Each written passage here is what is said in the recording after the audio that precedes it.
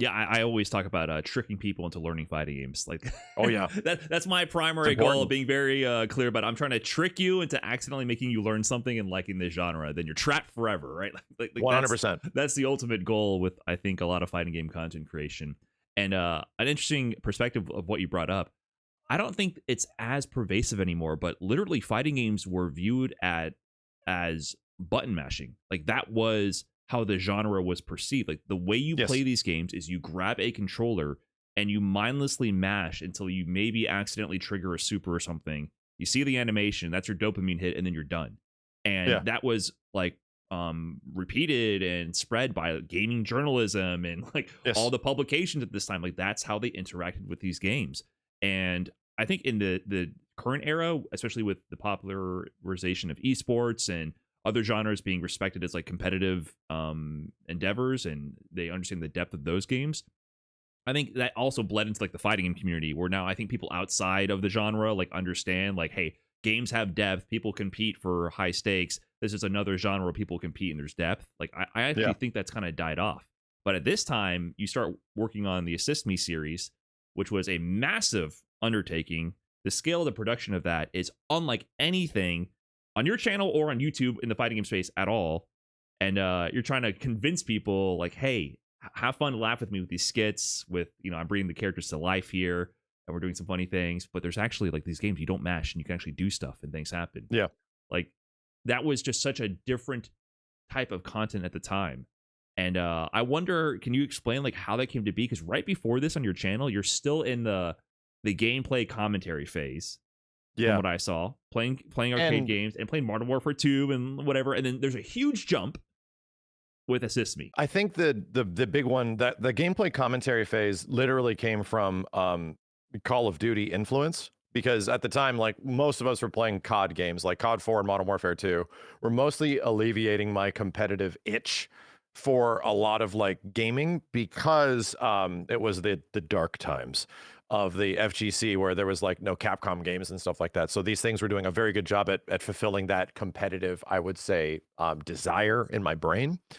Um, but I was influenced by the Call of Duty community and how they were approaching gameplay videos with commentary. So that I just did that for fighting games. I just started doing that specifically for like Street Fighter and Third Strike and a lot of this stuff around 2011.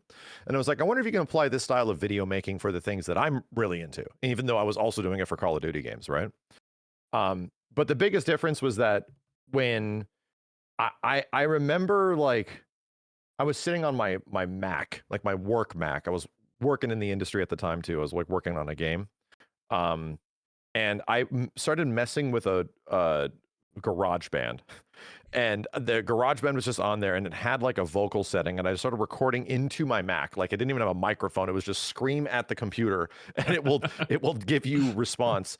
And then I found out I can record my voice on that. I could actually like, oh, I can record commentary doing this. That's kind of cool, because this shit that you have and I have, like local home recording microphone, USB amps, as well as mixers and shit. It was like, what were you talking about? This is all otherworldly shit. What are we talking about? So having the ability just to record commentary is like, oh, so that's where that started. The commentary started for me screaming into my MacBook, and then the GarageBand thing hit, and it was like I started messing around with the voice settings, and I got something that sounded like Dr. Doom randomly, and I was like, oh, really? I wonder. Like, and that was the moment of just like, man, I have the voice. I can actually do like a voice that sounds like this. That's pretty cool.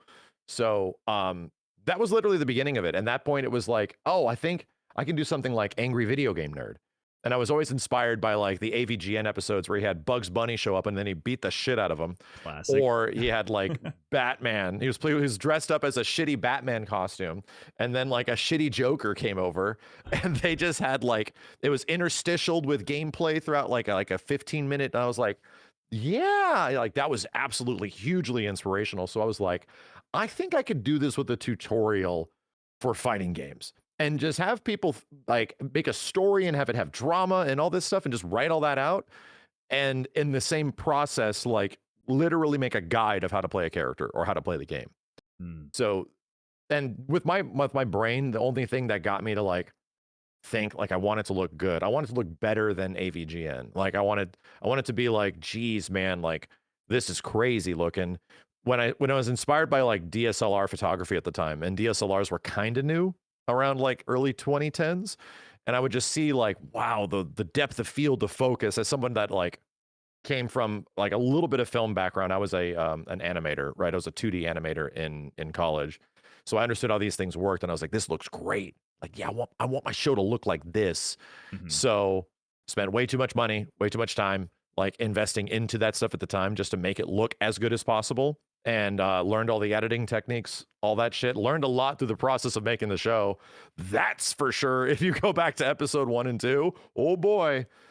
But I just had a desire for it to like look even better than the stuff that AVGN was doing, which was like the highest quality YouTube content in my personal opinion. Right. So I wanted people to be shocked that like the fighting game space could have something that could actually look and sound, and it doesn't have horrible audio or some shit. Like, yeah, I wanted to breach that echelon just personally for the sake of the community and all the people that I was playing the game with. Hopefully you enjoyed that trash talk or extra trashy clip. If you want to see the full episode that clip came from, go ahead and click the link right over here. Otherwise, YouTube thinks you might enjoy this video right here. And for the trashiest amongst you, we get the merch right over there.